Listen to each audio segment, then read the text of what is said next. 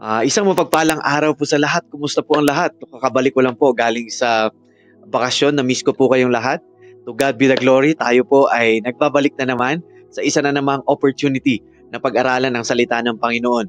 Naniniwala kami that the Word of God is alive and active, and it is a light that guides us as we exercise po our Christian living. Kaya mahalaga na bago pumasok sa trabaho, sa school, o kahit na anong gawaing bahay, dapat tayo makapagbaon ng salita ng Panginoon. Amen po ba mga kapatid?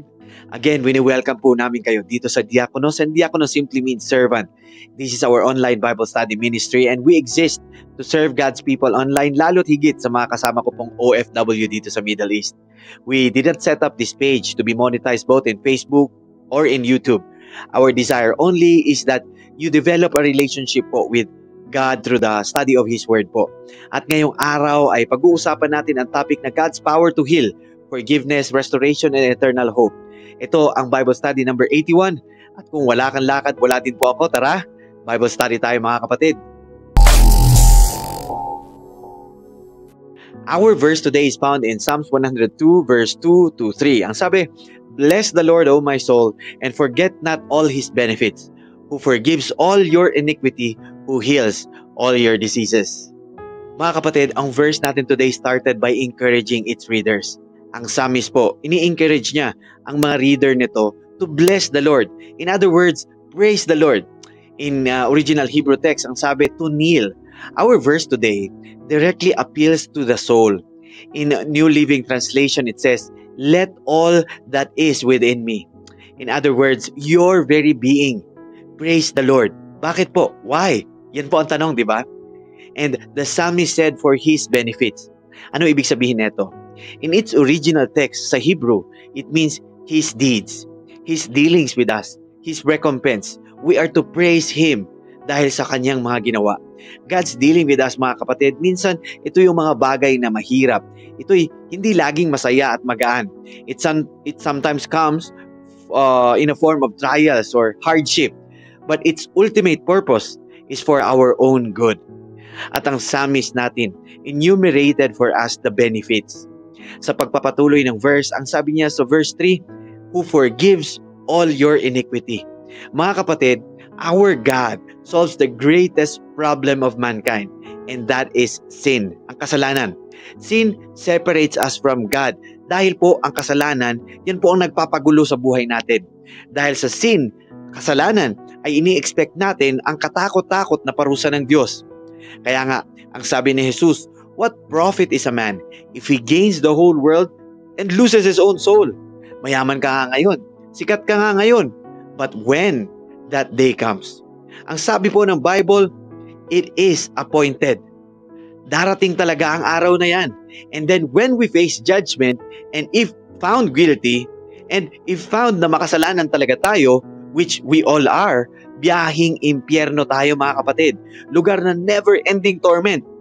That, my friends, ang ating malaking problema. But our verse today reminded us to praise, to kneel before God in gratitude for giving us forgiveness. Take note mga kapatid, ang sinabi doon, from all, lahat ng ating kasalanan. Isn't that great mga kapatid? Ngayon, makakapamuhay ka na ng malaya at purposeful, knowing that your future is secured. That the pressure here on earth na magpayaman at kumita does not affect you anymore. Hindi na yan ang purpose natin mga kapatid. Ang iniimpok mo na ay kayamanan sa langit. Amen? And then, our verse today continued by saying, "Who heals all your diseases." Sometimes, it is tempting to believe na kapag ka-believer ka, hindi ka magkakasakit. Or kung may sakit ka man, you will certainly be healed. But this thinking is very short-sighted. The term used here, mga kapatid, originates from the Hebrew word kaulau, na ang ibig sabihin is to suffer, be sick, be diseased. But one day, friends, in a moment, in a flash, in a twinkling of an eye, ang sabi po ng Bible, those who have died will be raised to live forever. And we who are living will also be transformed. Matatransform sa ano? Ang sabi po ng Bible, for our dying bodies must be transformed into bodies that will never die. Our mortal bodies must be transformed into immortal bodies. Yes, mga kapatid, this is what it truly means to be healed. Hindi na tayo magkakasakit. But all of these are possible if you have Jesus in your life. Ang sabi ni Jesus, I am the way, the truth, and the life. No one comes to the Father but through me. Friends, Jesus Christ is inviting you right now. Kung pagod ka na, kakahabol sa appreciation, sa approval ng mundo, thinking this could satisfy you, that void in your heart that as big as God can only fill that, kapatid. Jesus said, come to me, you who are weary and heavily laden, and I will give you rest. Surrender yourself before God, kapatid. Hilingin mo sa Kanya, sabihin mo, Lord, I am a sinner. Makasalanan po ako, Lord, tulungan niyo po ako. Save my soul, iligtas niyo po ako, Ama. From this day onwards, I declare that Jesus is my Lord and my Savior. I believe that God raised Jesus from the dead to prove that your words are true. Kapatid, if you have made that prayer, you are now a believer secured in Jesus' promises. I encourage you, kapatid, to find yourself a Bible-believing church. Magpa-disciple ka. Grow in the knowledge of our God. Talikuran mo na ang dati mong masasamang pamumuhay. Sa ating pag-aaral ngayon, nakita natin na ang kapangyarihan ng Diyos upang magpagaling ay hindi lamang para sa pisikal na karamdaman, kundi pati na rin ang pagpapatawad ng ating mga kasalanan. Ito ay paalaala na purihin at sambahin siya. Kilalanin ang kanyang mga biyaya, kabilang na ang pag-asa ng buhay na walang hanggan. Bagamat maaaring tayong makaranas ng sakit at pagsubok sa mundong ito, meron tayong promise of future transformation kung saan mawawala na ang lahat ng ating sakit at pagdurusa. Ito ay posible lamang sa pamamagitan ng ating relasyon kay Jesus Christ, ang daan, katotohanan at buhay.